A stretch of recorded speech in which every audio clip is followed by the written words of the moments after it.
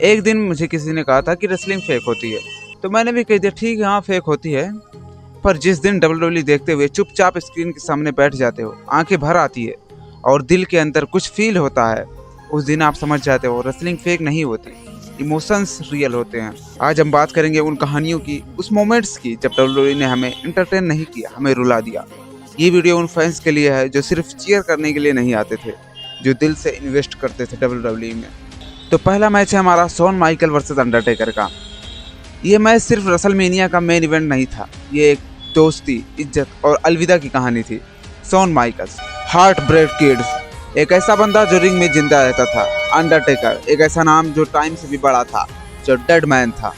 WrestleMania 25, जब इन दोनों ने मैच किया, लोग कह रहे थे इससे बेटर मैच कभी नहीं होगा।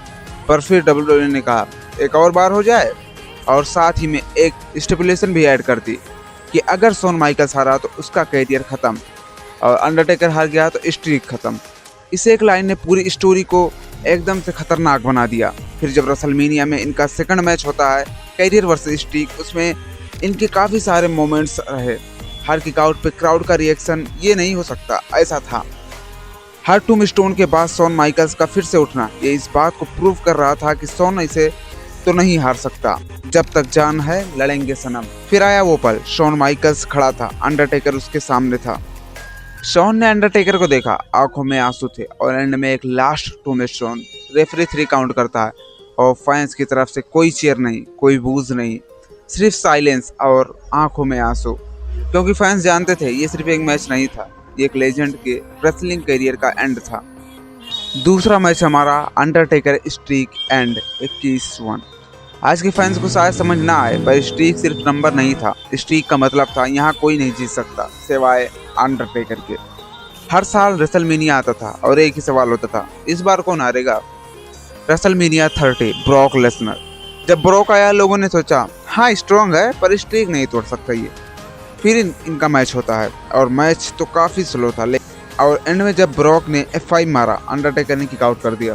फिर ब्रॉक ने दूसरा F5 मारा, फिर से किक आउट हो जाता है, और फिर अंडरटेकर अपना सिग्नेचर मूव देने का ट्राई करते हैं, लेकिन ब्रॉक ने उसको ब्लॉक करके अपना तीसरा F5 मारा, और इस बार किक आउट नहीं हो पाता। 1 2 3, और स्क्रीन पर लिखा था 21-1। और जो उस वक्त हुआ वो WWE हिस्ट्री का सबसे अजीब मोमेंट था। कोई खुश नहीं था, कोई गुस्सा नहीं था, लोग बस देख रहे थे, जैसे किसी छोटे बच्चे के मुंह से चॉकलेट कोई छीन लिया हो वैसे।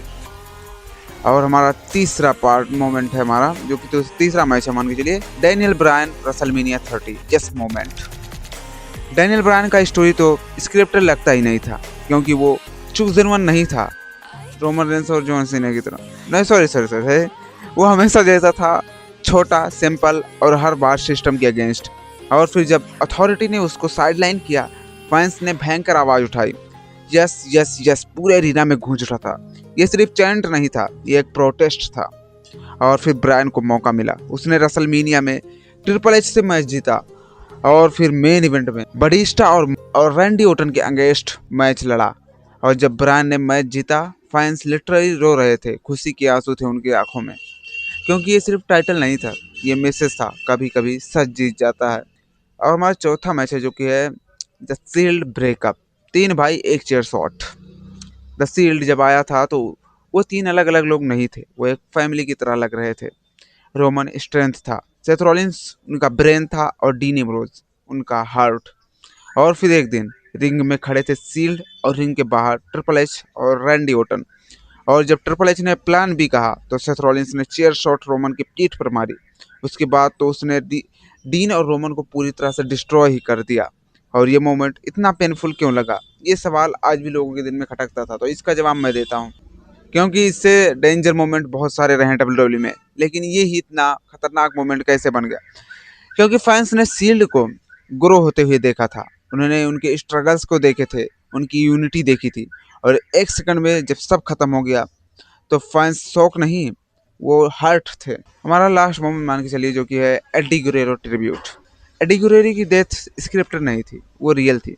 जब रॉ शुरू हुआ, रिंग में कैंडल्स थी, सुपरस्टार्स रो रहे थे, फैंस रो रहे थे, क्योंकि एडी सिर्फ रेसलर नहीं था, वो एक इंसान था जो अपनी कमजोरी से लड़ा और फैंस का हीरो बना।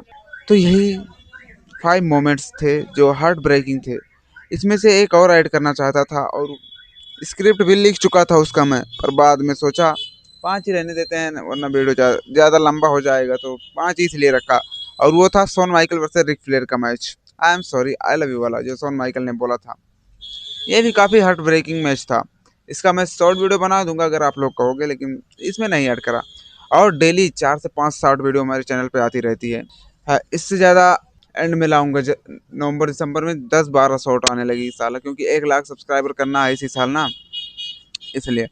और आने वाला है हबीब फाइट बाय फाइट सीरीज, जिसका ट्रेलर इसी मंथ जनवरी में ही रिलीज होगा, 30 जनवरी से पहले तक।